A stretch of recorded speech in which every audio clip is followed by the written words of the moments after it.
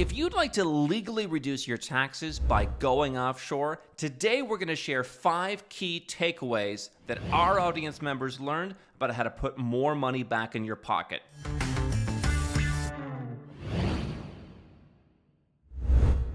When it comes to tax misconceptions, the first thing I want to clarify is actually what does it mean to be a tax resident of a certain place and what is actually tax residence. So you can generally look at it from 3 categories. So you have citizenship, you have residence, and you have tax residence. And those 3 things don't necessarily need to be in the same place. Now, let's say you can be a Canadian citizen living in Canada, paying tax to Canada.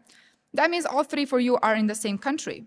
But you can also be a Canadian citizen with an Antiguan passport, with a Mexican residence, an Armenian residence, and be a tax resident of, let's say, Georgia. So those 3 things don't necessarily need to be in the same place. And generally, you can have multiple citizenships, 2, 3, 4, however many you want. You can have multiple residencies. But when it comes to tax residence, usually the tendency is to have only one.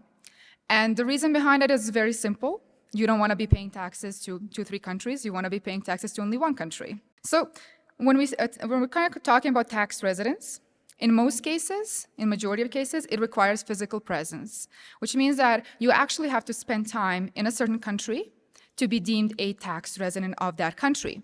And by spending time, we mean 183 days or more. The exception are for U.S. citizens, as you probably know. As U.S. citizens or green card holders, you are deemed to be a tax resident no matter where you live.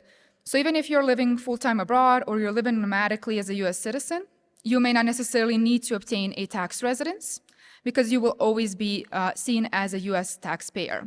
Now, all of the tips that we're sharing today are takeaways from our annual live event called Nomad Capitalist Live. We're hosting another one this September in Kuala Lumpur, Malaysia, and it's 4 days of all-out knowledge on not only how to legally reduce taxes, diversify your assets offshore, invest in other countries, and protect yourself with things like dual citizenship. We're opening up our R&D vault with the entire Nomad Capitalist strategy team coming to share with you the stuff that we do for our clients every day. And if you're not sure exactly where to start or not ready to have a custom plan made for you, Nomad Capitalist Live is not only a great place to have your head explode with 4 days of great information that no one else can tell you, but also to meet hundreds of people from all around the world. And this year, we're joined by keynotes like Jim Rogers, the adventure capitalist, Doug Casey, the original international man, Patrick Boyle, Mark Faber, Mark Moss, Roger Ver, Zuby, and more. This is 4 days you can't afford to miss. So go to nomadcapitalist.com/live and get your tickets to join us in Kuala Lumpur. In Ireland, as an example, very good system. It has non-dom taxation. You can qualify for that, let's say, fairly easily. And if you are declared as a non-dom resident in Ireland, you should not care if Ireland is increasing taxes because this doesn't influence you. So in the background, they might be introducing, they might be doubling personal taxation, but for you as a non-dom, it doesn't matter. It doesn't change anything. So again, I would just like to urge that once you see those headlines, again, some countries might do have a very good exemption that you can benefit of, and those increasement are pretty much not of your interest. So countries that definitely you should not care about in a way that you should not worry about, they're not going to do anything, or even if they are increasing taxes, they won't influence you, are territorial tax countries. So as we said, territorial tax country, only your territorial income is taxed. So no matter how much they increase taxes, if you're not making any money in that country and all of your income is coming from abroad, you don't care what is happening in the country. Same with digital nomad countries, like they do have their exemptions. As we said, Indonesia, Croatia, Montenegro, Colombia is introducing it, many other countries do have it. So it doesn't matter for you if Colombia is increasing taxes under these exemptions, you are pretty much safe. Company structures relate to basically when you're choosing a place to incorporate your business. We always recommend looking into what your actual situation is and not just going by, oh, yeah, my friend incorporated in BVI, so I heard it's a good one. So usually what works for somebody else might not work for you. And depending on your business, even if you want to have a 0% tax rate, going to jurisdictions that have zero paperwork may not be worth it for you, depending again on what industry you are in, because it might create some issues with banking, it might create some issues with customers. So you generally want to work to avoid that. And number one question that we would always ask when establishing a foreign company is, where do you feel comfortable banking? Because not all banks will accept all jurisdictions. So for example, Singapore will consider Hong Kong companies, but it will not consider BVI companies. They will not accept UAE companies. So you have to see what your level of comfort is when it comes to offshore banking, whether you're open to emerging countries, whether you're open towards banking in a country that you maybe never heard before, or you want some more reputable jurisdictions. And based on that, you will need to determine where your company will be. And lastly, you have to determine also based on your customers. As if you're doing sales in the United States or you're doing sales to Canada, you may know that if you go overseas and you establish a Cayman's company, your customers might be a bit squeamish about paying to a Cayman company. They might not want to do that. They might feel it's a scam or a fraud or similar.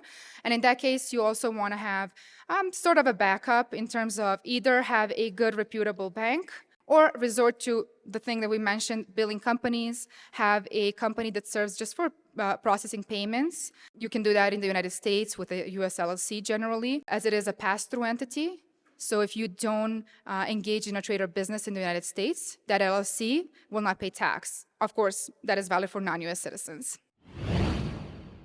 You should have an offshore company if you're having a local business. Now, let's say you're starting a business in Hong Kong. It makes more sense to have a company that is incorporated in that jurisdiction. This would be the same for any other jurisdiction you might be in.